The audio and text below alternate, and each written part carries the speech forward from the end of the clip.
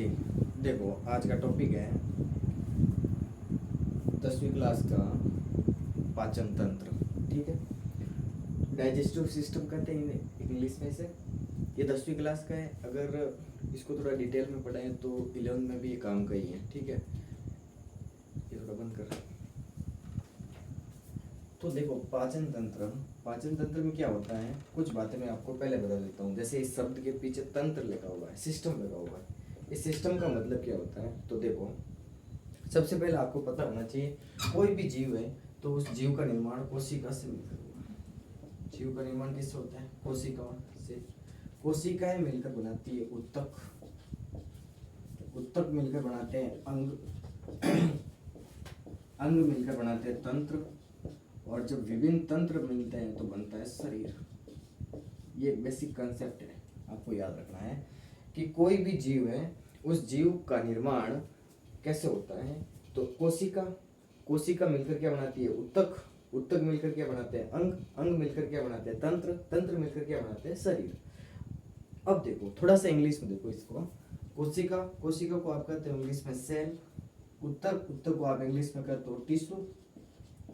Organ, इसे आप English में कहते हो तंत्र, को इंग्लिश में कहते हैं सिस्टम, और शरीर बॉडी। ठीक है, देखो सबसे पहले आपको पता होना चाहिए कि विज्ञान की वह शाखा, मैं थोड़ा बेसिक बता देता हूँ पहले। ठीक है, विज्ञान की वह शाखा जिसमें कोशिका का अध्ययन करते हैं उसे साइटोलॉजी कहते हैं। क्या कहते हैं, साइटोलॉजी, साइटोलॉजी कहते हैं। विज्ञान की वह शाखा जिसमें कोशिकाओं का अध्ययन किया जाता है उसे साइटोलॉजी कहते हैं। ठीक है, विज्ञान की वह शाखा जिसमें ऊतकों का अध्ययन करे उसे हिस्टोलॉजी कहते हैं। क्या कहते हैं, हिस्टोलॉजी, हिस्टोलॉजी, हिस्टोलॉजी। विज्ञान की वह शाखा जिसमें अंगों का अध्ययन करते हैं उसे ऑर्गेनोलॉजी कहते हैं। ऑर्गेनो,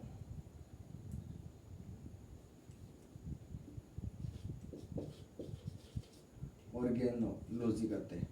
ठीक है, ये कुछ बातें याद रखनी है। अब तंत्र के अध्ययन को कुछ भी नहीं कहते हैं। शरीर के अध्ययन को दो प्रकार से कहते हैं। अगर बाहरी संरचना का अध्ययन करें तो उसे कहते हैं आकारिकी, मॉर्फोलॉजी, और आंतरिक संरचना का अध्ययन करें तो उसे कहते हैं शारीरिकी, एनाटॉमी। ठीक है, ये बातें याद रखनी है ऊपर ऊपर। कोशिका, कोशिका मिलकर बनाती है उत्तक, उत्तक मिलकर बनाते हैं अंग, अंग मिलकर बनाते हैं तंत्र, और विभिन्न तंत्र जब आपस में मिलते हैं तो बनता है शरीर। ठीक है, कोशिका, कोशिका को इंग्लिश में कहते हैं सेल। उत्तक, उत्तक को इंग्लिश में कहते हैं टिश्यू। अंग, अंग, अंग को इंग्लिश में कहते हैं ऑर्गन। तंत्र को इंग्लिश में कहते हैं सिस्टम। शरीर को इंग्लिश में कहते हैं बॉडी। विज्ञान की वह शाखा जिसमें कोशिकाओं का अध्ययन करे उसे कहते हैं साइटोलॉजी। विज्ञान की वह शाखा जिसमें ऊतकों का अध्ययन करे उसे कहते हैं हिस्टोलॉजी। और विज्ञान की वह शाखा जिसमें अंगों का अध्ययन करते हैं उसे कहते हैं ऑर्गेनोलॉजी। और शरीर के अध्ययन को, अगर बाहरी संरचना का अध्ययन करें, हाथ पैर ये कैसे हैं, क्या है, बनावट कैसी है, तो उसको तो कहते हैं आकारिकी। जबकि आंतरिक संरचना का जब अध्ययन करते हैं तो उसे कहते हैं शारीरिकी। इसको इंग्लिश में कहते हैं मॉर्फोलॉजी, और इसको इंग्लिश में कहते हैं एनाटॉमी। ठीक है, ये बातें याद रखनी है। अब देखो कोशिका के बारे में मैं थोड़ा सा पहले बता ही देता हूँ, क्या है कोशिका, क्या होती है, मेन बातें पढ़ लेते हैं। ठीक है, तो देखो सबसे पहले कोशिका के बारे में बताने की जो बात आई थी वो रोबोट हुक ने की। रोबोट हुक कब की, 1665 में। किसमें की, कॉर्पस। कैसी कोशिका थी, मृत, याद रखना। सबसे पहले कोशिका के बारे में बताने वाले वैज्ञानिक कौन थे, रोबोट हुक। कब बताया था, 1665 में। किसकी खोज की, कॉर कोशिका की। कैसी कोशिका थी, मृत कोशिका थी। तो रोबोट हुक ने जो सबसे पहले कोशिका की खोज की थी वो मृत कोशिका थी। कब की थी, 1665 में की। किसमें की, कॉर्क में। किसने की, रोबोट हुक ने। कब की, 1665 में। ठीक है, इसके बाद में ये तो मृत कोशिका थी, तो सबसे पहले जीवित कोशिका की, लिविंग सेल की खोज करने वाले कौन थे, एंटोनी वॉन लीवेनहॉक। कौन थे, Antonie van Leeuwenhoek. Antonie van Leeuwenhoek,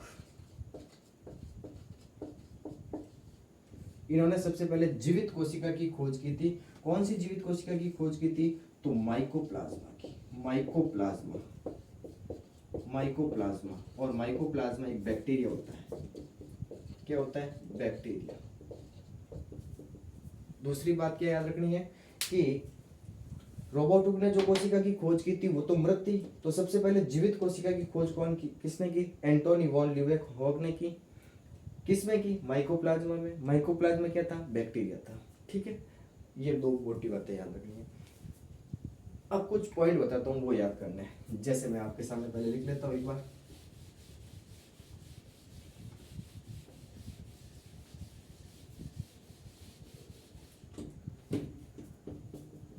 सबसे बड़ी कोशिका, सबसे बड़ी कोशिका। दूसरा पॉइंट आता है सबसे छोटी कोशिका।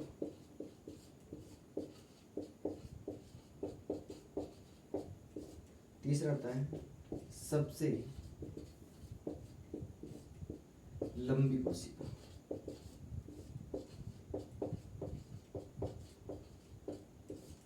तीसरा आता है मनुष्य की सबसे बड़ी कोशिका। सबसे बड़ी कोशिका। नेक्स्ट बिंदु आता है मनुष्य की सबसे छोटी कोशिका। सबसे छोटी कोशिका।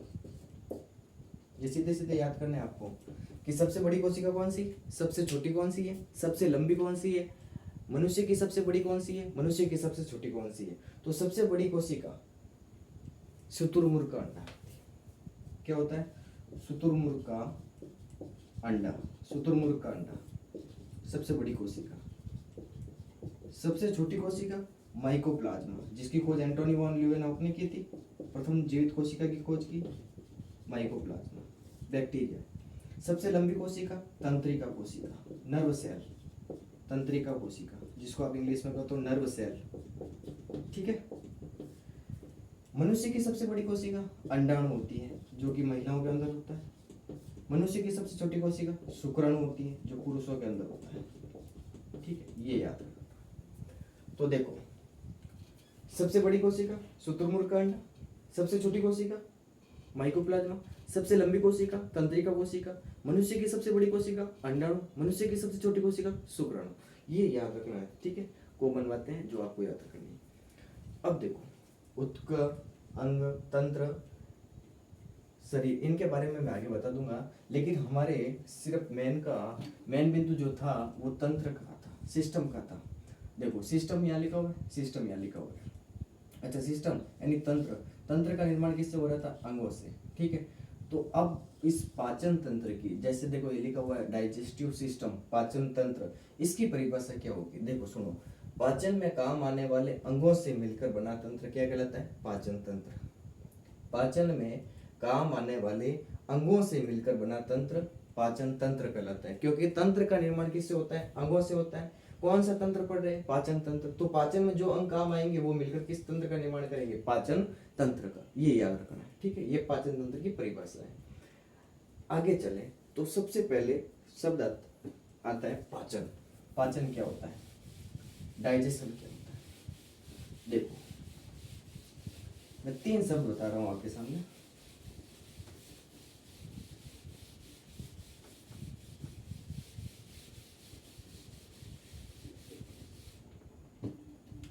सबसे पहले टर्म आता है पाचन,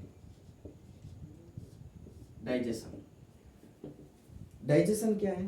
3 शब्द बताता हूं मैं आपके सामने, पहले एक बार सुनो। एक तो है जटिल, एक है सरल, एक शब्द है अवशोषण। 3 शब्द है, मैंने आपके सामने लिख लिए, जटिल, सरल व अवशोषण। ठीक है, तो देखो, आपने छोटी क्लासों में पढ़ा था पोषक तत्व होते हैं भोजन में। जैसे पोषक तत्व कौन कौन से? कार्बोहाइड्रेट, प्रोटीन, वसा, खनिज लवण, विटामिन, जल, खाद्य रेशे, ये सभी पोषक तत्व है।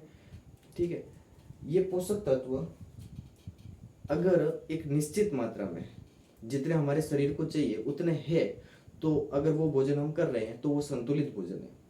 ऐसा भोजन जिसमें सभी पोषक तत्व एक निश्चित मात्रा में उपस्थित होते हैं उसे संतुलित भोजन कहते हैं। और ऐसा भोजन जिसमें सभी पोषक तत्वों की मात्रा कम होती है, जितने हमारे शरीर को आवश्यकता है उनसे बहुत कम है, तो उसको असंतुलित भोजन कहते हैं। और लगातार असंतुलित भोजन ग्रहण करने से हमारे अंदर कुपोषण होते हैं। ठीक है, तो पाचन में हमें यही पढ़ना है भोजन के बारे में। तो मैंने 3 शब्द लिखे हैं, एक लिखा है जटिल, एक लिखा है सरल और एक लिखा है अवशोषण। समझो परिभाषा क्या होगी।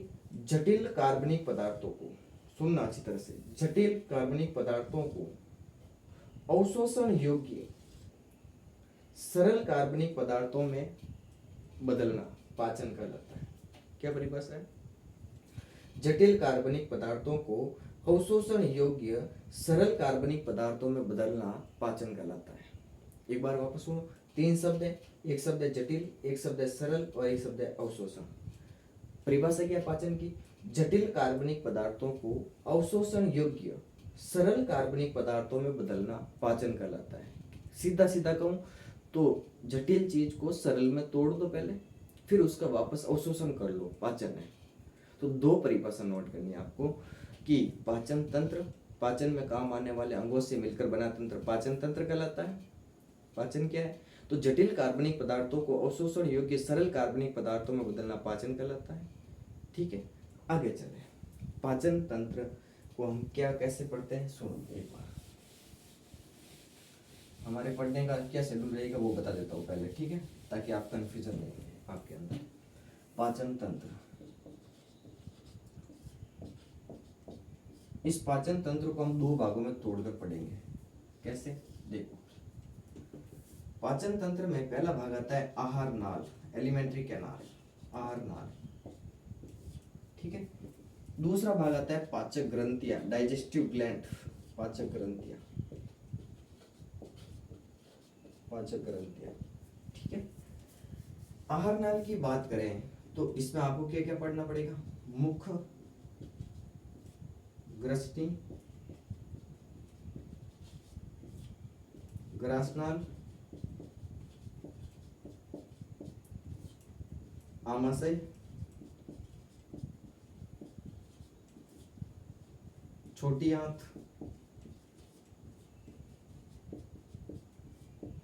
बड़ी आंत और 7वां भाग आता है मल द्वार, या इसको आप कह सकते हो गुद्दा। ठीक है, ये आपको आहार नाल में पढ़ना है, एलिमेंट्री कैनाल में पढ़ना है। तो पाचक ग्रंथियां क्या क्या है वो पढ़नी है आपको पहले। लार ग्रंथि, सिलेवरी ग्लैंड, फिर पढ़नी पड़ेगी आपको यकृत ग्रंथि,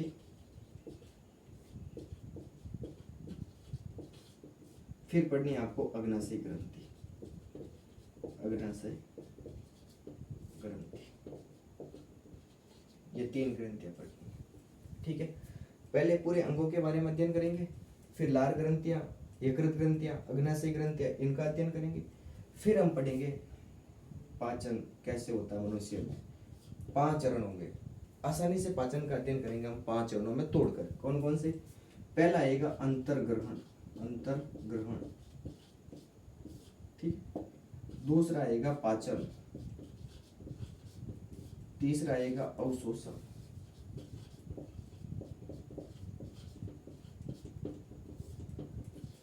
चौथा आएगा स्वांगीकरण, स्वांगीकरण, 5वां आएगा बहिक्षेपण। इन 5 चरणों में हम पढ़ेंगे पाचन। ठीक है, तो ये हमारे पढ़ने का शेड्यूल रहेगा। क्या क्या रहेगा, एक बार सुनो। पाचन तंत्र को कितने भागों में बांटेंगे, 2 भागों में। पहला भाग कौन सा है, आहार नाल, दूसरा कौन सा है, पाचक ग्रंथियां। ठीक है, आहार नाल, आहार नाल में आपको क्या क्या पढ़ना है। मुख, ग्रसनी, ग्रासनाल, आमाशय, छोटी आंत, बड़ी आंत, मल द्वार, या जिसे आप गुद्दा कहते हो। फिर पाचक ग्रंथियां, पाचक ग्रंथि आपको 3 पढ़नी है, लार ग्रंथि, यकृत ग्रंथि और अग्नाशय ग्रंथि। ठीक है, ये पढ़ने के पश्चात हम पाचन की क्रिया विधि पढ़ेंगे, जिसको हम आसानी से पढ़ने के लिए 5 चरणों में तोड़ेंगे। पहला पढ़ेंगे अंतर्ग्रहण, दूसरा पढ़ेंगे पाचन, ठीक है, तीसरा पढ़ेंगे अवशोषण, चौथा पढ़ेंगे स्वांगीकरण और 5वां पढ़ेंगे बहिक्षेपण। ठीक है, ये हमारे पढ़ने का शेड्यूल रहेगा। अब देखो, पाचन तंत्र में हम अगर पहले भाग की बात करें तो उसमें हम पहले भाग को लेंगे आहार नाल। आहार नाल, आहार नाल को इंग्लिश में कहते हैं एलिमेंट्री कैनाल। ठीक है, आहार नाल एक लंबी कुंडलित पेशीय संरचना होती है जो हमारे मुख से शुरू होती है और कहां तक फैली रहती है, गुद्दा या मल द्वार तक। समझना, आहार नाल एक लंबी कुंडलित और पेशीय संरचना है जो कहाँ से शुरू होती है, मुख से कहाँ तक है, गुद्दा तक फैली हुई रहती है। ठीक है, ये याद रखना। फिर हम आहार नाल की बात करें तो इस आहार नाल में आहार नाल के 7 भाग होते हैं। कौन कौन से, मुख, ग्रसनी, ग्रासनाल, आमाशय, छोटी आंत, बड़ी आंत और मलद्वार। अब थोड़ा सा इंग्लिश में देखें तो mouth, pharynx, oesophagus, stomach, small intestine, large intestine और एनस। ठीक है, ये थोड़ा इंग्लिश में याद हो जाएगा। अब आगे शुरू करते हैं। सबसे पहले आहार नाल की बात करेंगे। ठीक है, थोड़ा मैं रब कर लेता हूँ पहले इसको।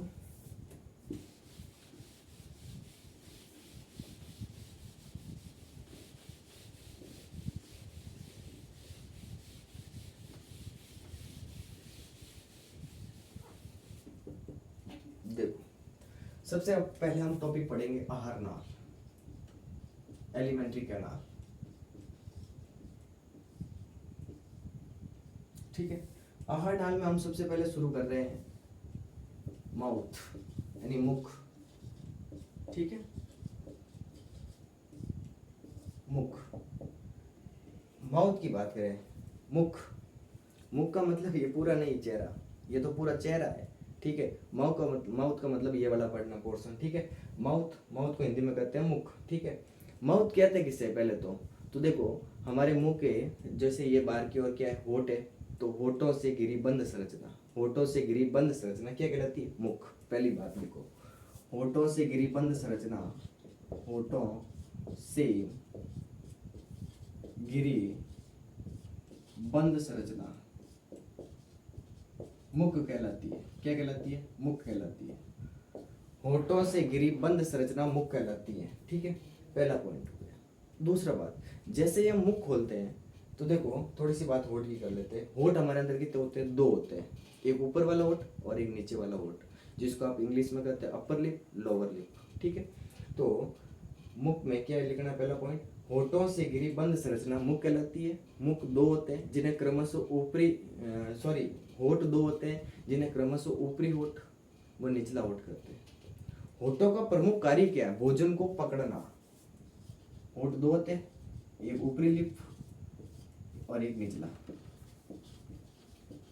तीसरा, ये काम क्या करता है होठ, भोजन को पकड़ना, भोजन को पकड़ना, भोजन को पकड़ना। 3 बातें याद रखनी है। क्या क्या याद रखनी है, मुख में माउथ, जिसको इंग्लिश में कहते हैं, होठों से घिरी बंद संरचना मुख कहलाती है। होठ 2 होते हैं, एक ऊपर वाला और एक नीचे वाला। होठों का कार्य क्या है, भोजन को पकड़ना, भोजन को पकड़े रहते हैं। जैसे ही हम मुख खोलते हैं तो पीछे की ओर एक गुहा दिखाई देती है। मुख खोल के देख लो, आपको पीछे की ओर एक गुहा दिखाई देती है जिसको कहते हैं मुख गुहा। क्या कहते हैं, मुख गुहा, बक्कल कैविटी, मुख गुहा। मुख पीछे की ओर किस में खुलता है, मुख गुहा में। मुख पीछे की ओर किस में खुलता है, मुख गुहा में। मुख पीछे की ओर मुख गुहा में खुलता है। इस मुख गुहा को इंग्लिश में कहते हैं बक्कल कैविटी। क्या कहते हैं, buccal cavity, buccal cavity, buccal cavity. ठीक, करते सही कर इसको, बक्कल कैविटी।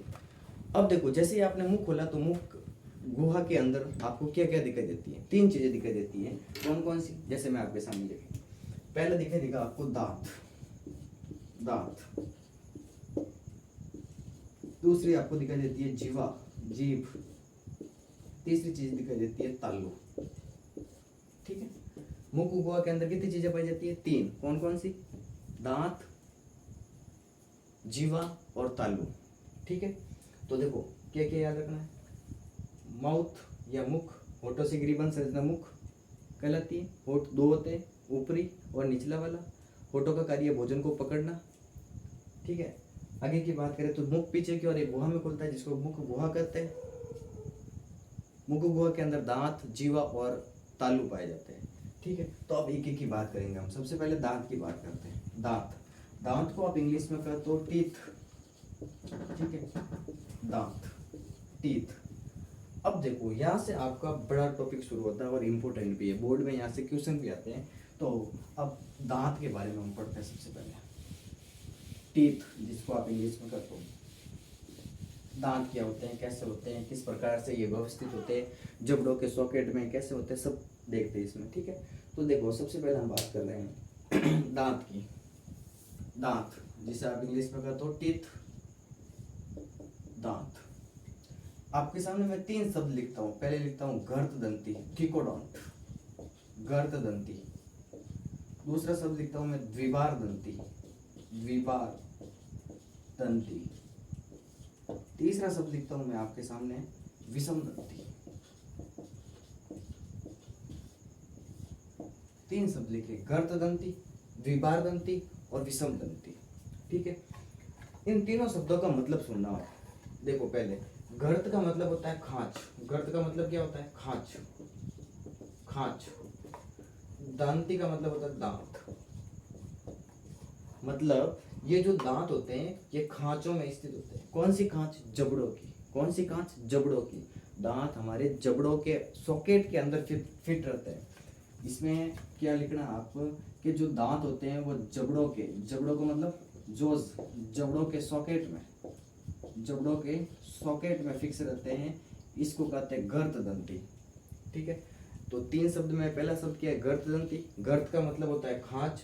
गर्त का मतलब क्या होता है? खांच। दंती का मतलब क्या होता है? दांत। मतलब ये दांत जबड़ों के सॉकेट के अंदर फिक्स रहते हैं, इनको तो कहते हैं गर्तदंती। पहली बात, ठीक है। दूसरी बात है द्विबार दंती। द्वि माने दो, द्वि माने दो, बार माने आना, दंती का मतलब होता है दांत, 2 बार आना। द्वि माने 2, बार माने आना, दंती का मतलब होता है दांत। मतलब ये दांत हमारे जीवन काल में 2 बार आते हैं। कितनी बार आते हैं? 2 बार। तो कब आते हैं 2 बार? जब पहली बार आते हैं वो आते हैं बच्चों में, ठीक है। बच्चों में आते हैं। इन दांतों को कहते हैं अस्थायी दांत, अस्थायी दांत।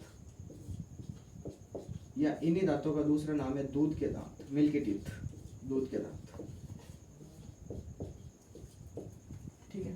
कितने होते हैं या कितने आते हैं? 20 आते हैं। कितने आते हैं? 20 आते हैं। दूसरी बार कब आते हैं?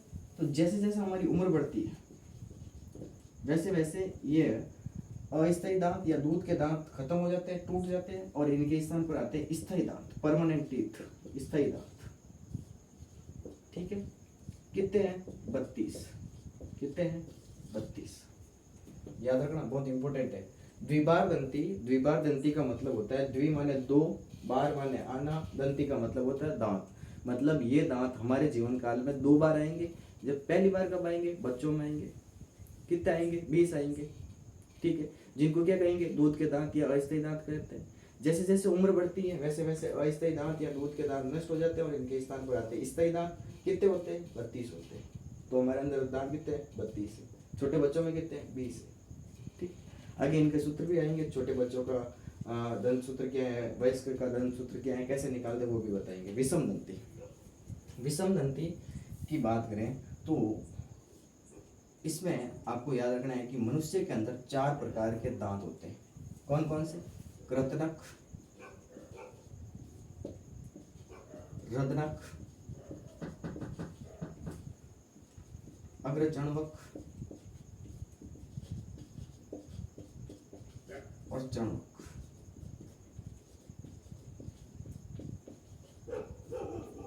इंसाइजर, कैनाइन, प्रीमोलर और मोलर। इंसाइजर, कैनाइन, प्रीमोलर और मोलर।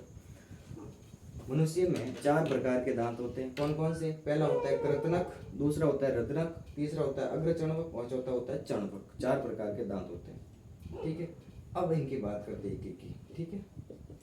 कृतनक, जैसे अभी आपने कहा कि हमारे अंदर दांत कितने होते हैं? 32। तो 32 में से कृतनक कितने हैं, रदनक कितने हैं, अग्रचणवक कितने हैं और चणवक कितने हैं, ये बात करते हैं। तो मैं एक अगर आपको एक ट्रिक बताऊं, तो अगर आपने ऐसे क्रम में लिखा है, पहले कृतनक, फिर रदनक, फिर अग्रचणवक, फिर चणवक लिखा है, अगर आपने क्रम में लिखा है तो ये ट्रिक काम आएगी। 8 4 8 12, 8 4 8 12। अगर क्रम में लिखा है तो कृतनक, रदनक, अग्रचणवक और चणवक। कृतनक कितने? 8, रदनक कितने? 4, अग्रचणवक कितने? 8, चणवक कितने? 12, ठीक है। ये तो इनकी संख्या हो गई। मतलब हमारे अंदर कृतनक कितने? 8, रदनक कितने? 4, अग्रचणवक कितने? 8, चणवक कितने? 12, ठीक है। अब इनके काम देखो, कृतनक का क्या काम है, रदनक का क्या काम है, अग्रचणवक का क्या काम है और चणवक का क्या काम है, ठीक है। इनके काम देखते हैं, थोड़ा रफ कर देते हैं पहले।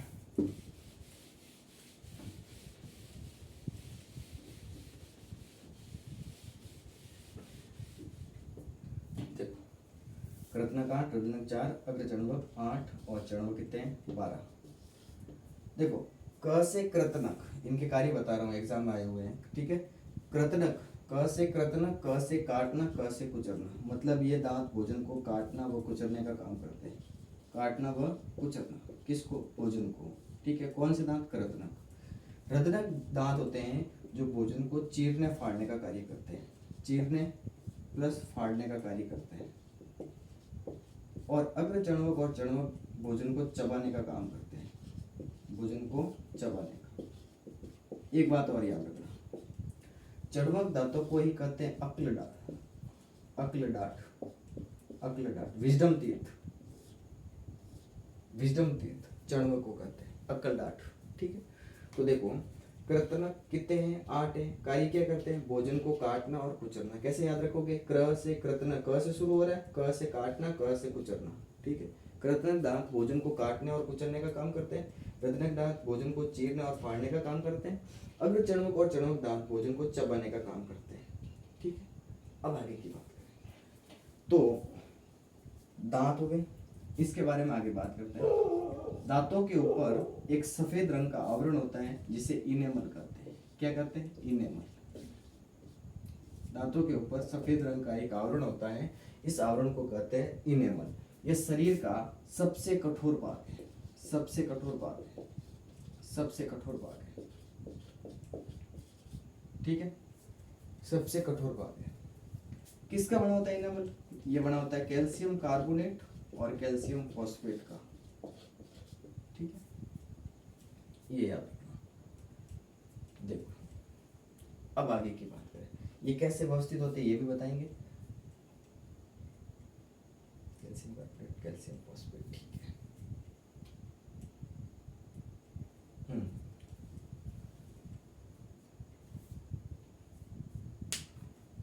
दांतों के अंदर एक गुहा पाई जाती है, दांतों के अंदर एक बीच में कैविटी होती है, उस कैविटी को कहते हैं प्लब कैविटी। ये भी याद रख लेना, प्लब कैविटी, प्लब कैविटी। तो देखो, अब हमारे अंदर जबड़े कितने हैं? 2, एक ऊपर वाला जबड़ा और एक नीचे वाला जबड़ा। ऊपर वाले जबड़े को ऊपरी जबड़ा, नीचे वाले जबड़े को निचला जबड़ा। ऊपरी जबड़े को इंग्लिश में कहते हैं अपर जोज और निचले वाले जबड़े को कहते हैं लोअर जोज। अब ये दांत हमारे जबड़ों के अंदर जो सॉकेट के अंदर फिट रहते हैं, आपने कहा था वो कैसे होते हैं, उसका अरेंजमेंट देखें तो कैसे होता है, क्या होता है, देखो आगे।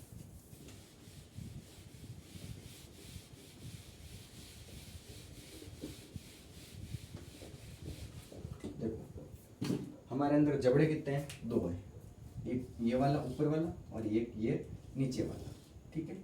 मैं लिख लेता हूँ, ये है ऊपरी जबड़ा अपर जोज और ये है नीचे वाला जबड़ा निचला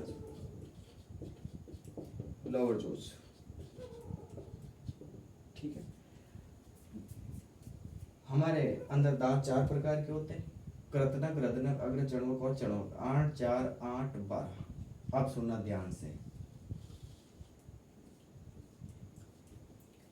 जबड़े 2 हैं, कृतनक 8 है, तो मुझे पहले तो बताओ कृतनक कितने हैं? 8 है। 8 का आधा करेंगे, आधा क्यों करेंगे? क्योंकि जबड़े कितने हैं? 2। 8 का आधा कितना हुआ? 4। तो इसका मतलब है 4 होंगे इस वाले जबड़े में और 4 दांत होंगे इस वाले जबड़े में, ठीक है। तो देखो, आज मैं बढ़ा देता हूँ पहले, 1,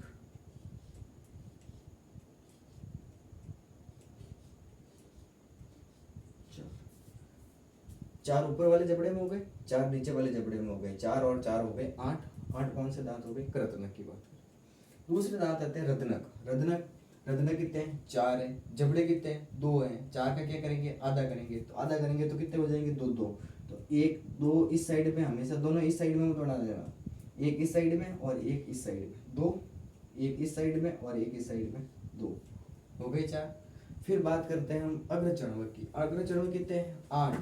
8 का आधा 4। 4 आधा क्यों किया? क्योंकि जबड़े कितने हैं? 2। तो 4 होंगे इस जबड़े में, 4 होंगे इस जबड़े में, तो 2 इस साइड में बनाना है आपको, 2 इस साइड में बनाना है, ठीक है। 2 इस साइड में बनाती है 2 इस साइड, 8 हो गए। फिर आते हैं चणवक, चणवक कितने हैं 12, 12 का आधा कितना 6, तो 6 होंगे इसमें, मतलब 3 इस साइड में, 2 ये 3 इस साइड में, 1 3 इस साइड में, 3 इस साइड में। ठीक, अब काउंट करो कितने हो रहे हैं।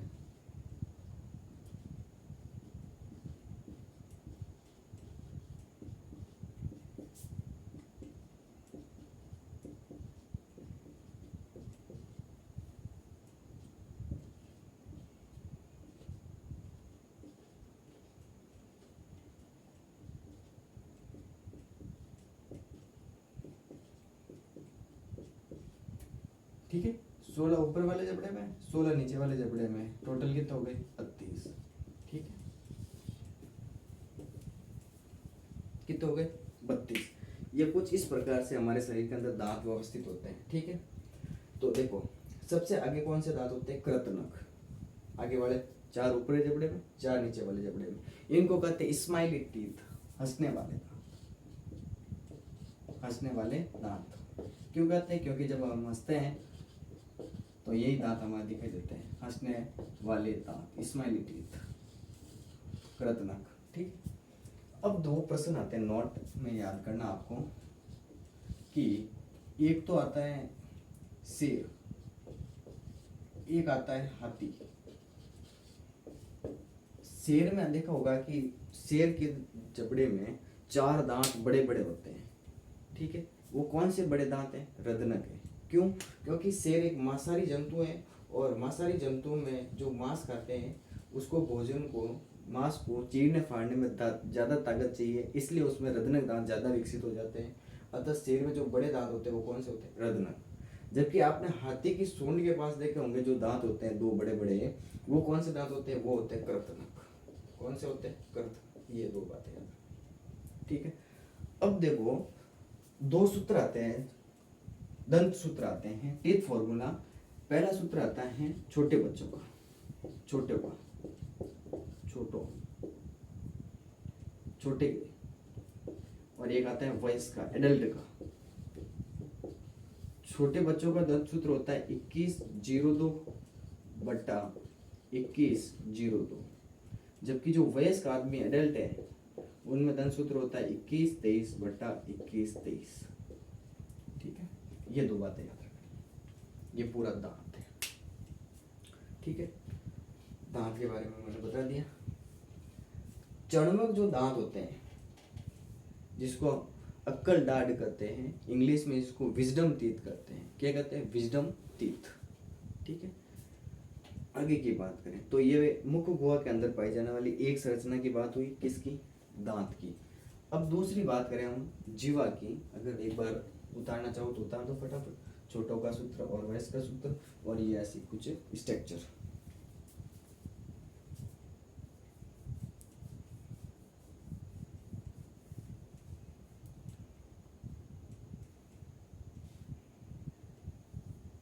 ठीक है, उतार दिया होगा।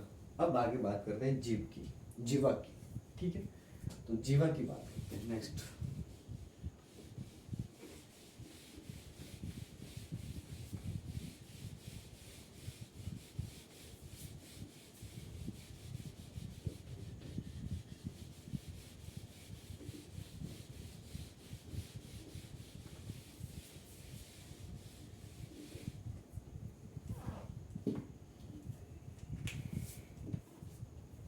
जीवा, जिसको आप जीभ भी कह सकते हो, जिसको आप टंग भी कह सकते हो, एक ही बात है। चाहे जीवा कहो, चाहे जीभ कहो, चाहे टंग कहो, बात एक ही है। जीवा, जो जीभ होती है, जीभ एक पेशीय संरचना है। It is a muscular structure, पेशीय संरचना, पेशीय संरचना है। ठीक है, दूसरी बात, जीवा होती है, इस जीवा के ऊपर स्वाद कलिकाएं पाई जाती है, टेस्ट बर्ड पाई जाती है, स्वाद कलिकाएं, स्वाद कलिकाएं पाई जाती है, जिसको आप इंग्लिश में कहते हो टेस्ट बर्ड। बर्ड का मतलब यहाँ पक्षी नहीं है, BUD बर्ड है, स्वाद कलिकाएं पाई जाती है जो भोजन का स्वाद बताती है, भोजन का स्वाद, भोजन का स्वाद, टेस्ट बताती है। ठीक है, जीवा पीछे से, ये दो पॉइंट याद रखना है।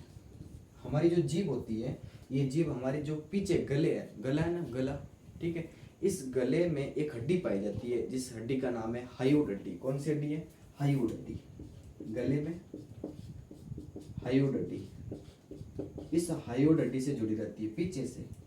जीभ, जीभ पीछे से हायोड हड्डी के द्वारा गले से जुड़ी रहती है। ठीक है, जबकि जो जीभ नीचे है ना, नीचे हमारी जो मुख गुहा की फर्श है, जीभ को ऊपर करोगे तो आप एक जीभ के नीचे एक पतली झिल्ली देखते हो, उस झिल्ली का नाम है फ्रेंगुलम लिंगुअल। फ्रेंगुलम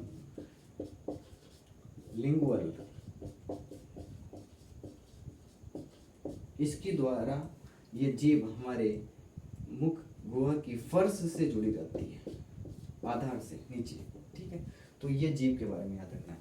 जीभ एक पेशीय संरचना है, जीभ के ऊपर स्वाद कलिकाएं पाई जाती हैं जिसको आप इंग्लिश में टेस्ट बड कहते हो, ये भोजन का स्वाद बताती है।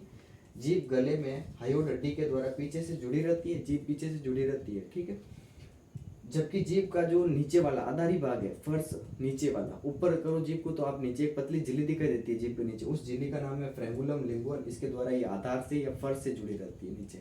ठीक है, ये बात याद रखनी है। अब देखो, कुत्तों के अंदर थोड़ा सिस्टम देखा होगा आपने, डॉग के अंदर, कि कुत्ते होते हैं ये अपने शरीर से जीभ को बहुत बार मतलब ज्यादा लटका कर बाहर चलते हैं। क्यों?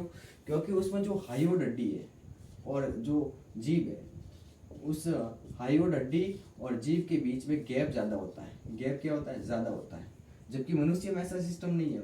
मनुष्य में हायोड हड्डी और जीभ के बीच में गैप कम होता है, इसलिए मनुष्य ज्यादा जीभ को बाहर नहीं निकाल सकता है। ठीक है, जबकि कुत्ते में हायोड हड्डी और जीभ के बीच में गैप ज्यादा होता है, इसलिए इस वजह से वो जीभ को लटका कर चल सकते हैं, चलते भी है। लेकिन मनुष्य में हायोड हड्डी और जीभ के बीच में गैप होता है कम। ठीक है, तो ये याद रखना है।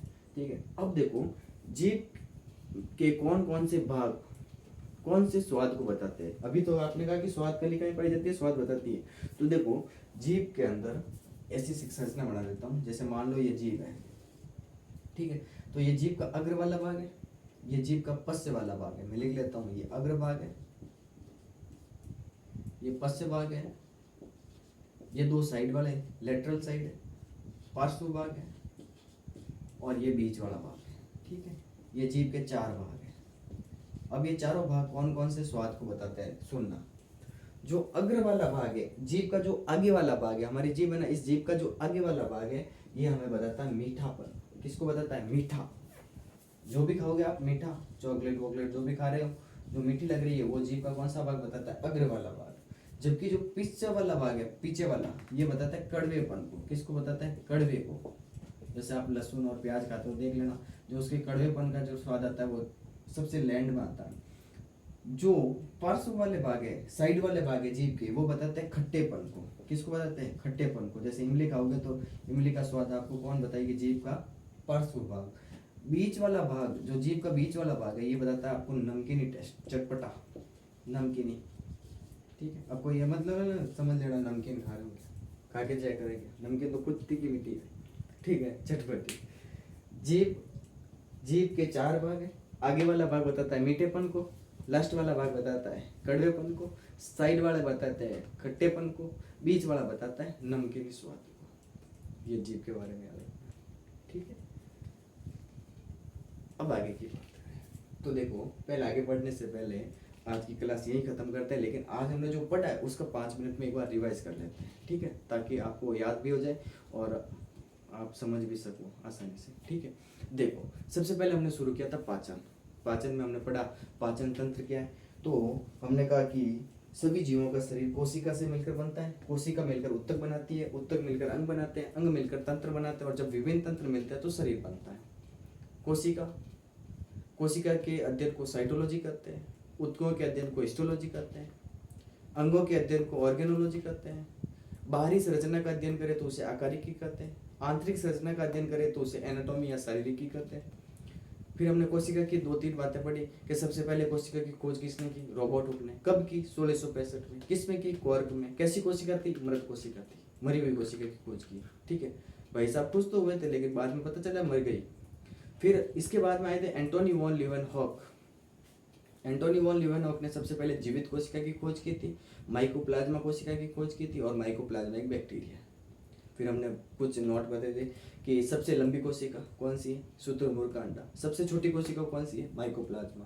फिर हमने कहा कि मनुष्य की सबसे लंबी कोशिका कौन सी है, तंत्रिका कोशिका। मनुष्य की सबसे बड़ी कोशिका कौन सी है, अंडाणु। मनुष्य की सबसे छोटी कोशिका कौन सी है, शुक्राणु। ये पढ़ा था। ठीक है, आगे हमने शुरू किया था पाचन तंत्र। तंत्र तंत्र है, इसका मतलब इसका निर्माण किसी न किसी अंग से हुआ है। कौन कौन से अंग, पार्ट का नाम क्या है, पाचन तंत्र। तो पाचन में जो भी अंग आएंगे उन अंगों से मिलकर बना तंत्र पाचन तंत्र कहलाता है। परिभाषा क्या होगी कि पाचन में काम आने वाले अंगों से मिलकर बना तंत्र पाचन तंत्र कहलाता है। फिर पाचन आता है, पाचन पाचन का मतलब डाइजेशन। जटिल कार्बनिक पदार्थों को अवशोषण योग्य सरल कार्बनिक पदार्थों में बदलना पाचन कहलाता है। पाचन तंत्र को हम 2 भागों में बांट रहे हैं। पहला है आहार नाल और दूसरा है पाचक ग्रंथियां। आहार नाल कहाँ से शुरू होती है, मुख से। कहाँ तक है, मल द्वार तक। एक लंबी कुंडलित पेशीय संरचना है जिसके निम्न 7 भाग है। कौन कौन से, मुख, ग्रसनी, ग्रासनाल, आमाशय, छोटी आंत, बड़ी आंत और मल द्वार या गुद्दा। दूसरा पोर्शन आता है लार ग्रंथियां। लार ग्रंथियां पाचक ग्रंथियां। पाचक ग्रंथियां 3 थी, लार ग्रंथि, यकृत ग्रंथि और अग्नाशय ग्रंथि। ठीक है, फिर हमने कहा कि हम इसको सुविधा के अनुसार 5 भागों में अध्ययन करेंगे। पहले करेंगे अंतर्ग्रहण, दूसरा करेंगे पाचन, तीसरा करेंगे अवशोषण, चौथा करेंगे स्वांगीकरण और 5वां अध्ययन करेंगे बहिक्षेपण का। ठीक है, हमने सबसे पहले शुरू किया था आहार नाल। आहार नाल के बारे में हमने पहले बता दिया था कि मुख से शुरू होती है, गुद्दा तक फैली हुई है, लंबी है, कुंडलित है, पेशीय संरचना है। और सबसे पहले हमने शुरू किया था मुख, माउथ। माउथ के बारे में हमने पढ़ा कि होठों से घिरी बंद संरचना मुख कहलाती है। होठ 2 होते हैं जिन्हें क्रमशः ऊपरी होठ और निचला होठ कहते हैं। होठों का कार्य होता है भोजन को पकड़े रखना। मुख पीछे की ओर एक गुहा में खुलता है जिसको मुख गुहा कहते हैं, बक्कल कैविटी कहते हैं। मुख गुहा के अंदर 3 चीजें पाई जाती हैं, दांत, जीवा और तालु। ठीक है, दांत के बारे में हमने पढ़ा कि जो दांत होते हैं इन दांतों के बारे में हमने 3 शब्द पढ़े थे, गर्तदंती, द्विबारदंती और विषमदंती। गर्तदंती में क्या पढ़ा कि दांत जबड़ों के सॉकेट के अंदर फिट रहते हैं जैसे हमारे अंदर है। इस अवस्था को कहते हैं थिकोडोंट या गर्तदंती। द्विबारदंती में हमने पढ़ा कि ऐसे दांत हमारे जीवन काल में 2 बार आते हैं। पहली बार आते हैं बच्चों में आते हैं, ठीक है, जिनको अस्थायी दांत या दूध के दांत कहते हैं। कितने हैं, 20 हैं। जैसे जैसे उम्र बढ़ती है अस्थायी दांत टूट जाते हैं और उनके स्थान पर आते हैं स्थायी दांत। स्थायी दांत कितने हैं, 32। ठीक है, ये याद रखना। फिर आते हैं विषम दंती। विषम दंती में आपको याद रखना है कि मनुष्य में 4 प्रकार के दांत होते हैं, कृतनक, रदनक, अग्रचणवक और चणवक। कृतनक कितने हैं, 8। रदनक कितने हैं, 4। अग्रचणवक कितने हैं, 8। चणवक कितने हैं, 12। कृतनक का काम क्या है, भोजन को काटना कुचलना। रदनक का काम क्या है, भोजन को चीरना फाड़ना। अग्रचणवक और चणवक का कार्य क्या है, भोजन को चबाना। जिसको आप अक्कड़ डांट कहते हो वो कौन से दांत है, चणवक, जिसको आप इंग्लिश में विजडम टीथ कहते हो। ठीक है, ये याद रखना। फिर हमने कहा कि दांत जबड़ों के अंदर कैसे व्यवस्थित होते हैं, संरचना बना ली। दंत सूत्र बता दिया, छोटे बच्चों का 2102/2102, वयस्क का 2123/2123। ठीक है, फिर 2 नोट लिखे थे, कौन कौन से, शेर में बड़े दांत कौन से, रदनक। हाथी की सूंड के पास में दांत कौन से, कृतनक। फिर हमने जीभ के बारे में पढ़ा। दांतों के ऊपर एक सफेद रंग का आवरण होता है जिसको इनेमल कहते हैं। शरीर का सबसे कठोर भाग है, किसका बना होता है, कैल्शियम कार्बोनेट और कैल्शियम फॉस्फेट का। ठीक है, दांतों के अंदर एक कैविटी पाई जाती है जिसको आप प्लब कैविटी कहते हो। ठीक है, इसके बाद की बात करें तो हमने दूसरा टॉपिक पढ़ा था जीवा या जीभ या टंग। जीभ एक पेशीय संरचना है। जीभ के ऊपर स्वाद कलिका या टेस्ट बड पाई जाती है जो भोजन का स्वाद बताती है। जीभ गले में या गला है, इस गले में एक हायोड हड्डी के द्वारा जुड़ी रहती है, जबकि यह मुख गुहा के आधार यानी बेस से भी एक पतली झिल्ली के द्वारा जुड़ी रहती है जिसको आप फ्रेंगुलम लिंगुअल करते हैं। ठीक है, फिर हमने पढ़ा कि जीभ स्वाद बताती है, तो जीभ के कौन कौन से भाग किस प्रकार के स्वाद को बताते हैं। जीभ का आगे वाला भाग बताता है मीठेपन को, लास्ट वाला भाग बताता है कड़वेपन को, साइड वाला बताता है खट्टेपन को, बीच वाला बताता है नमकीनी स्वाद को। फिर हमने पढ़ा कि कुत्ते में हायोडडी और जीभ के बीच में गैप ज़्यादा होता है, इसलिए वो कुत्ते जीभ को बाहर लटका कर चलते हैं और बाहर निकाल सकते हैं आवश्यकता से भी ज़्यादा। जबकि मनुष्य में हायोडडी और जीभ के बीच में गैप कम होता है, इसलिए वो ज़्यादा बाहर निकाल नहीं सकता है। ठीक है, ये 10th क्लास का टॉपिक है पाचन तंत्र, इसका भाग फर्स्ट है। इसके बाद में हम नेक्स्ट क्लास में इसका दूसरा पार्ट पढ़ाएंगे, इससे आगे। ठीक है, तालु से। ओके, धन्यवाद, थैंक यू।